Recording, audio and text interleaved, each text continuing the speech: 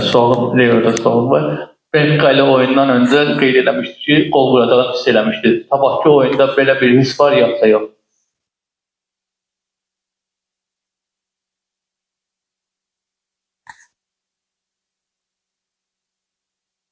Tomorrow, just not focusing too much about that.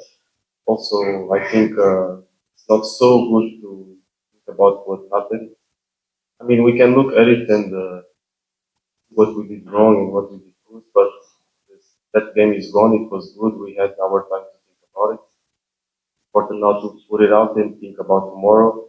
And tomorrow, the only thing I can promise is just a fight until the end. And like the coach said, be aware that a very interesting and exciting game, but intelligent, and I promise our best. Buyurun hocam. Öncələ fikirləşim sabah Leon'la ilk 11-yə qoymağa.